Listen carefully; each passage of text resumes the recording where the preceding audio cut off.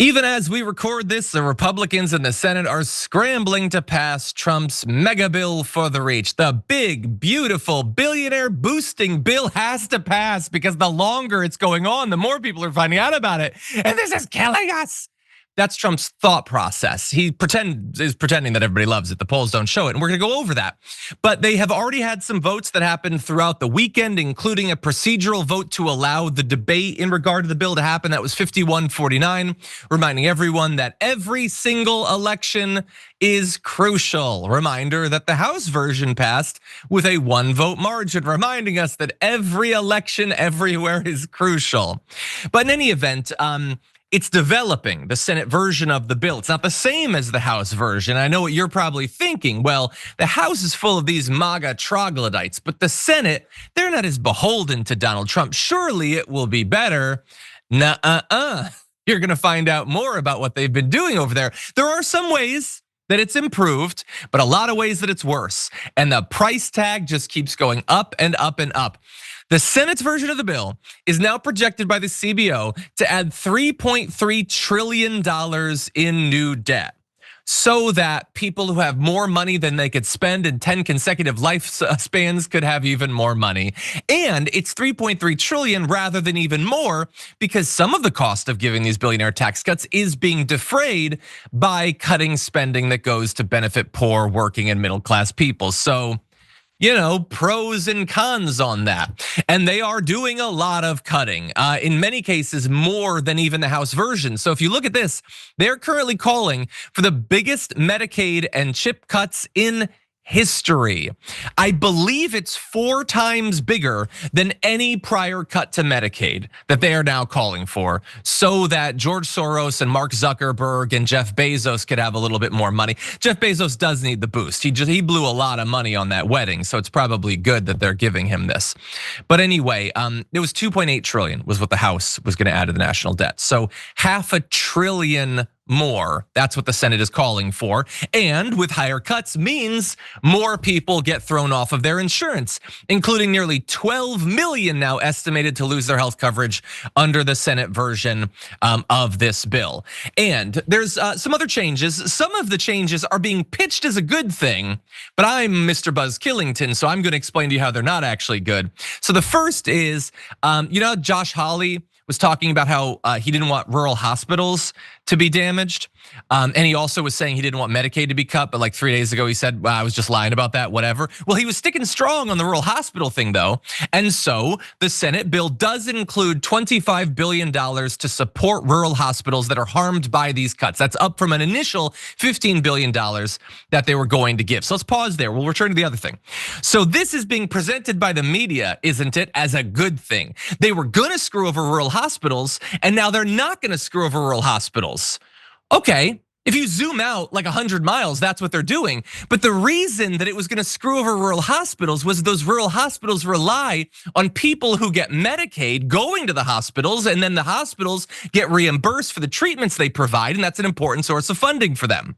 So that's drying up because so many people are gonna lose their health insurance. And so what do? You don't want the hospitals to fall apart. So instead, the government is just going to give them $25 billion. You know what you could do? Not throw people off their health insurance. So they are so committed to this that they would rather just give the money directly to the hospitals than give it to them through people not dying. That's not an improvement. That's a massive waste of money to plug a hole that they punched in this thing. It didn't need to happen, so don't give them any credit for that. It's better than the prior version and way worse than the status quo. Is that what people voted for last November? Now, I guess this is a good thing. So Mike Lee wanted to sell up to 1 million acres of public land so they could give the money from the proceeds of that to billionaires. They're not gonna be doing that, so that's good. They're not gonna be selling a significant portion of all the public lands in America yet. They'll probably need to do that next time. There's also a major repeal of renewable energy tax credits for wind and solar, and new taxes on wind and solar. Because screw renewable energy that we can produce here domestically. No, let's keep that stranglehold on Saudi oil until we all die. And so that is just going to raise the cost of your electricity. Which again begs the question, is that what MAGA was voting for in November? Saying, you know what, my energy bill has gotten, it's too measly these days. I want it to be big, beautiful energy bills. That's what it feels like. Now we have even more and we'll get to it, but JR, here's some of the big ticket changes that have already happened. There could be more happening literally as we do this. So these are constant admissions of the problems with this bill. I mean, there was another point when Donald Trump was talking about, yo, don't worry, you guys, don't get too caught up with it. We're gonna make it up. So if you're trying to make up something, that means you've blown a hole into it. Again, we just need, as you mentioned, just a few honest folks to point out, yo, you know, this was the situation beforehand. You did a direct actionable item that changed way things were, and now you're saving us from it. So you're saving rural hospitals from the attack that you had on them.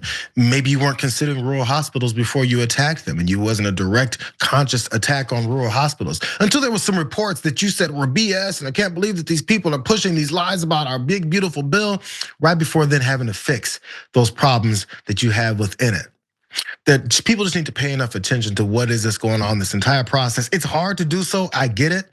But when they keep saving things that they've destroyed, all that is just using your time, your money, and our energy to just keep propping themselves up as the Superman when they're also, who's that guy? The bald-headed guy from Superman? John, you're a nerd Lex guy, Luthor? You know this. Lex, you can't be both Lex Not a big Luthor DC and person. Superman at the same time, bro. But that's apparently the political game that they're pushing at this point. 100%. Yeah, I'm actually impressed with myself that I got that. No, I'm kidding. But also the new one it's got James Gunn. Maybe I'll become a DC guy. I don't know. But anyway. If only I know who James Gunn was. He's one of the characters in Superman anyway. I think he becomes Green Goblin.